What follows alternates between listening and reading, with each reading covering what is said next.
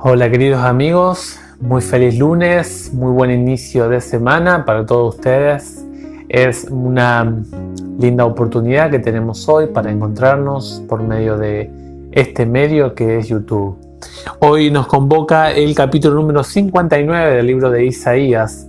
Ya casi vamos a cumplir 2 meses leyendo este libro, así que Dios nos ha permitido ir avanzando en cada capítulo día a día. No sé cómo les ha parecido a ustedes, pero realmente es un libro sublime, muy especial.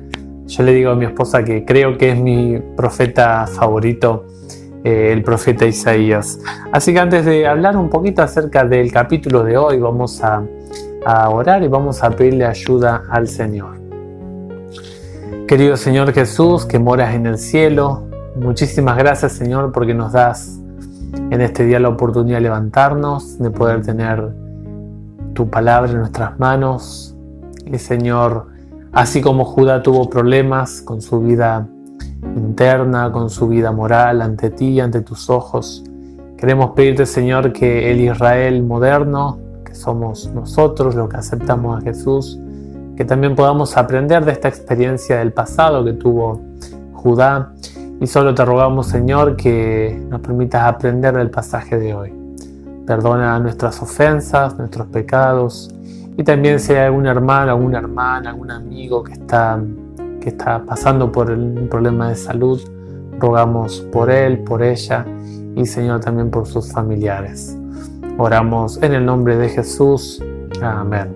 Amén. El capítulo 59 del libro de Isaías prácticamente lo podemos dividir en 3 partes. La primera porción es del 1 al 8, la segunda es del 9 al 15 y el 15 se subdivide en primera y segunda parte porque es la bisagra para la siguiente división, es del 16 al 21. La primera porción uno va a encontrar la descripción o la mirada que Dios tiene sobre su pueblo a través del profeta Isaías. Y por medio de muchas frases sinceras, el profeta nos describe cómo Dios miraba la situación o la condición de su pueblo. En los versículos 9 hasta el 15 primera parte, vamos a ver que el pueblo reconoce su condición. Y dice, sí, nosotros hemos fallado en esto y aquello otro, y por eso hay esta consecuencia en medio nuestra. Y ahora, en los versículos 15 segunda parte, hasta el 21, Dios toma la rienda de la situación. Ya el pueblo no se puede hacer más cargo y ahora Dios dice, tranquilos que yo lo voy a solucionar. Miren ustedes los versículos 1 al 8. En la primera parte del capítulo de hoy se muestra las descripciones tristes de cómo el pueblo miraba a Dios y realmente Isaías describe la condición real que tenía el pueblo. El pueblo pensaba, ¿no? Dice, Dios es un Dios como los demás dioses, que Dios no quiere perdonarnos, que Dios no quiere extender su misericordia hacia nosotros. Dios ha alejado su oído de nosotros. Ha sido su mano cortada para nuestra atención como pueblo. Y dice el versículo 1, ¿no? Que Dios no es tardo para perdonar, Dios no es corto para salvar. Pero el problema es que cuando uno ora, así como leíamos ayer en el capítulo 58, ¿no? Dice que nosotros pedimos, suplicamos, rogamos y no nos atienden. En el capítulo 58, versículo 2, día tras día le consultaban a Dios. Y en el capítulo 59 Dios le dice el por qué Dios no puede escuchar. Y a veces nosotros en el versículo 1 tenemos un mal concepto de Dios. Tenemos un concepto erróneo de Dios. Por lo tanto, esto es muy importante porque nos va a llevar a la comprensión y la relación con Dios de manera o correcta o incorrecta. Y luego en los versículos siguientes Dios empieza a describir por medio de diferentes frases la conducta o la naturaleza pecaminosa que estaba teniendo el pueblo. Dice, por ejemplo, culpas, pecados, estaban sus manos y sus dedos manchados de sangre sus dedos inicuos. Luego dice, su boca habla mentira. Dice en el versículo 3, murmuran perfidias, o sea, engaños, mentirosos. Allí van 6 adjetivos calificativos. Ahí después tenemos en el 4, justa razón, o sea, no había un equilibrio de pensamiento. Dice, nadie actúa de buena fe, no había confianza entre unos y otros. A su vez dice, palabras vacías, hablan con falsedad, van 10 adjetivos. En el versículo 4 dice, hablan con falsedad, grávido de malicia, o sea, están para engendrar el mal. Y se da a luz la iniquidad. Y luego en los versículos 5 y 6 habla acerca de diferentes animales, ¿no?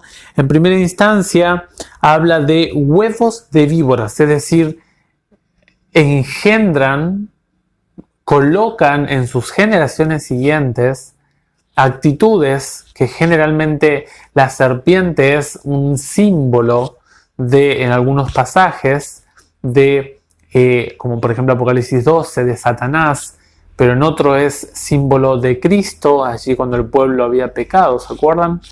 La serpiente que colocó Cristo, que se habla en Juan 3. Pero interesante que también dice que el que disfruta o el que entra en contacto con esa generación siguiente, con esos huevos, de manera simbólica, habla Isaías, terminará muriendo. Luego se habla de una culebra, ¿no? Otra palabra para serpiente también. Y finalmente habla acerca de las arañas, las telas que se empleaban para, dice el versículo 6, con sus telas no se hará un vestido, nadie se cubrirá con lo que hacen. Empleaban sus artimañas para enredarse unos a otros. Dice el versículo 6, sus obras son obras de maldad. Violencia, dice el versículo 6. El 7, sus pies corren hacia el mal, sangre inocente, sus planes son planes perversos, a su paso hay devastación y ruina. Y finalmente el versículo 9 dice, no conocen el camino de la paz, en sus senderos no existe el derecho, abren para sí mismos sendas tortuosas, el que las recorre no conoce la paz. Es muy interesante que todas estas descripciones se contrastan prácticamente en el versículo 8 y en el versículo 9. El versículo 8 nos ofrece, en resumen de lo que viene hablando desde el versículo 3 al versículo 7, viene hablando acerca de, versículos 7 y 8, viene hablando acerca de este contraste, ¿no? Del camino del mal y el camino del bien. Y específicamente el camino del bien es un camino donde hay justicia, donde hay equidad, donde hay igualdad, donde hay armonía, donde no hay senderos turbios, donde todo es transparente. Alguien que se maneja en los caminos de Dios tendrá una manera pura de manejarse en su vida personal.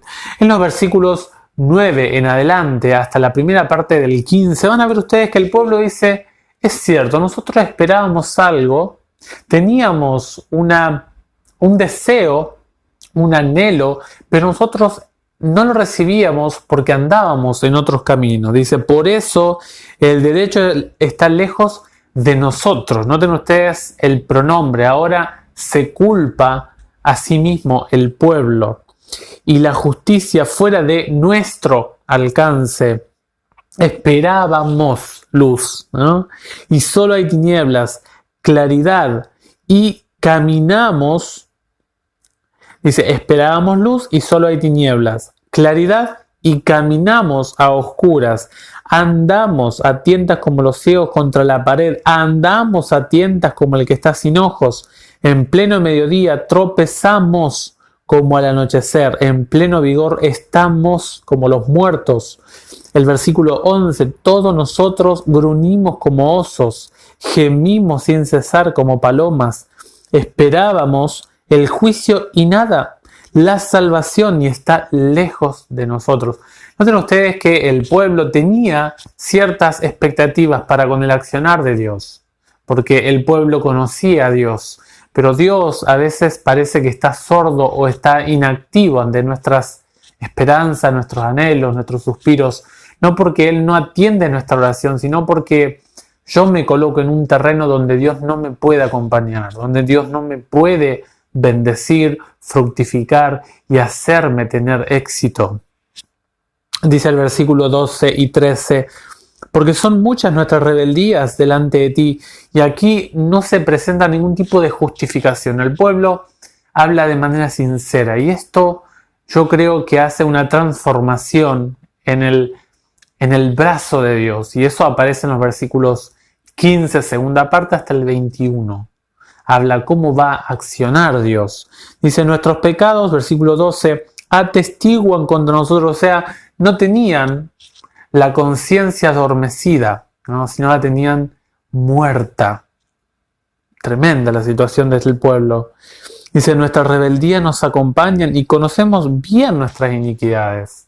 Sabían que habían hecho mal las cosas. El versículo 13, fuimos rebeldes y renegamos del Señor, dimos la espalda a nuestro Dios, hablamos de oprimir y traicionar y urdimos palabras engañosas en el corazón. Y ahora, como están actuando de esta manera pecaminosa, ahora va a venir la consecuencia. Versículo 14 y 15, primera parte. Así retrocede el derecho y se mantiene alejada la justicia, porque la verdad está por el suelo. En la plaza y la rectitud no tiene acceso. La verdad está ausente y los que se apartan del mal son despojados. Noten aquí en el versículo 14, específicamente se habla acerca de los tribunales de justicia en los tiempos del pueblo de Judá. Dice, retrocede el derecho, había un retroceso en la aplicación de la justicia.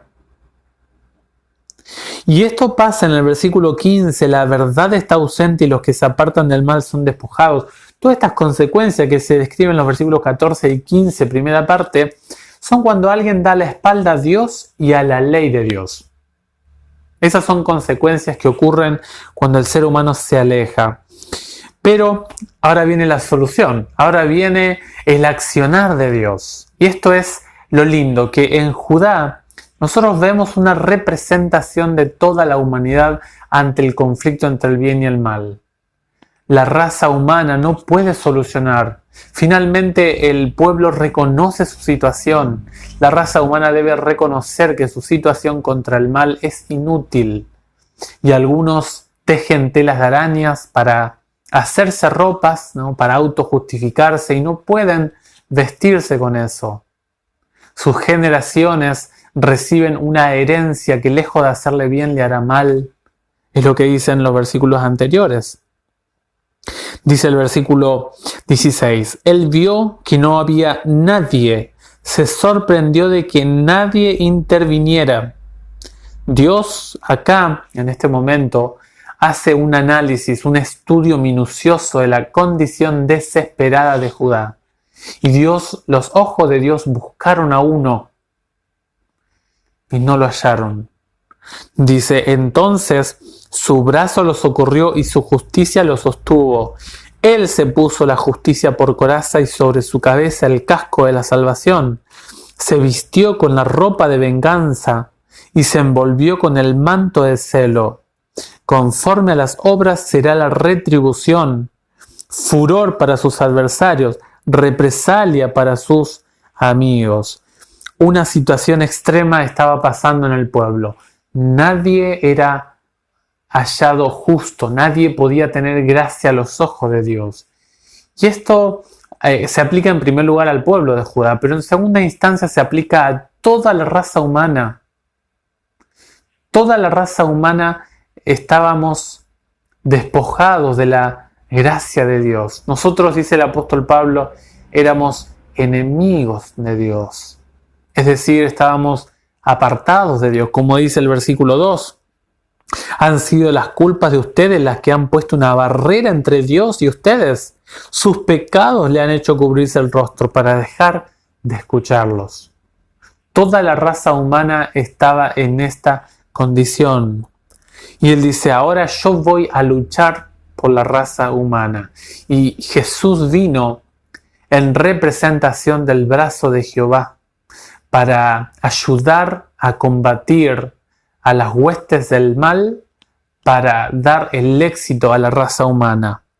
Y Jesús dice que Él se puso la justicia por coraza, el casco de la salvación. Justicia y salvación. Alguien debía pagar el pecado de toda la humanidad y alguien le debía entregar el rescate a esa humanidad. Y Jesús tomó sobre sí este lugar. Dice, conforme a las obras será la retribución. Y esto es muy importante porque Dios no va a castigar más allá de la proporción de la culpa. Esto que dicen muchos por allí, ¿no? Que habrá un fuego eterno, donde habrá un infierno, que la humanidad se quemará por los siglos de los siglos. Este texto me dice otra cosa. ¿Ustedes creen que una vida de 70 años, Dios va a cobrar miles y millones y millones y millones de años, pidiéndole la paga al ser humano? Yo creo que no. Dice acá el texto, conforme a las obras será la retribución. Al que más pecó tendrá más paga. Y el que menos pecó, que no se quiso desprender de ese pecado, recibirá una paga de acuerdo a su culpa. El que más va a pagar, por eso dice la Biblia, raíz y rama, el que más va a pagar va a ser Satanás, que fue el instigador del mal. Es el programador de la destrucción a la raza humana. Él va a pagar mucho más que nosotros. Las ramas son sus seguidores y la raíz es Él. En los versículos 19 y 20 dice, desde el occidente se temerá el nombre del Señor y desde el oriente se respetará su gloria, porque Él vendrá como un río encajonado, impulsado por el soplo del Señor. Él vendrá como redentor para Sión y para los hijos de Jacob, convertidos de su rebeldía. El Señor respondió cuando el pueblo reconoció su culpa, cuando reconoció su pecaminosidad. Y hay varios textos que se indican de que Dios será reconocido en la persona de Cristo Jesús. Allí hemos leído en otros pasajes que toda rodilla se doblará delante del Señor Jesús. Y toda boca confesará que Jesús es el Señor. Y algunos aplican el versículo 20 y lo llevan a la segunda venida de Jesús. Y es correcto, puede tener un matiz de la segunda venida de Cristo. Y finalmente el versículo 21.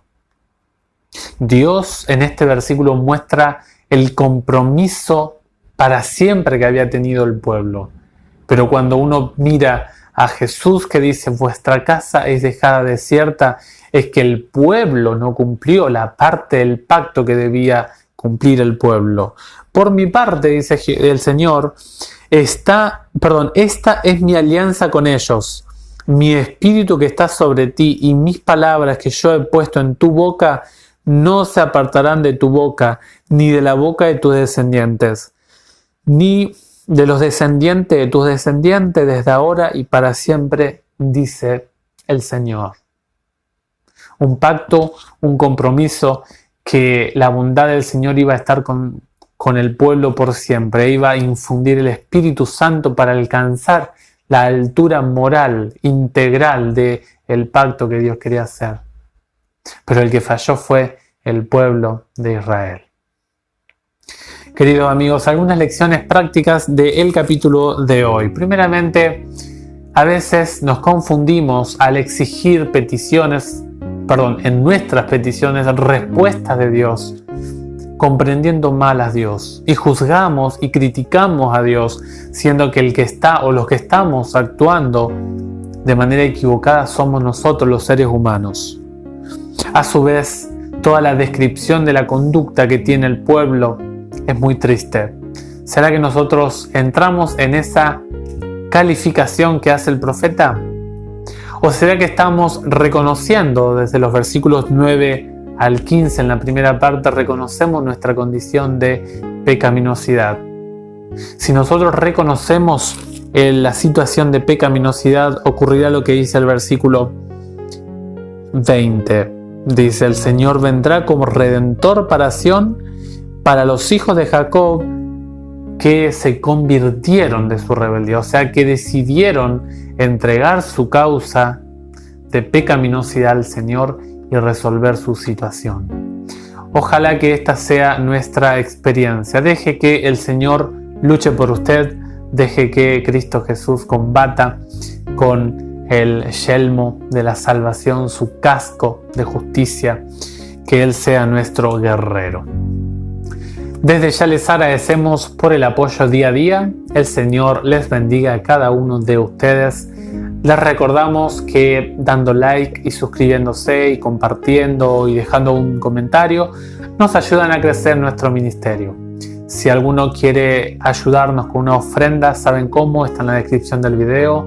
En todos los videos lo hemos puesto, así que deseamos de corazón seguir creciendo y contamos con el apoyo de ustedes. Dejen sus pedidos, hay un equipo que está orando y estamos dedicando tiempo para la oración también. El Señor les bendiga ricamente y nos vemos en el próximo videito si así el Señor lo permite. Hasta luego.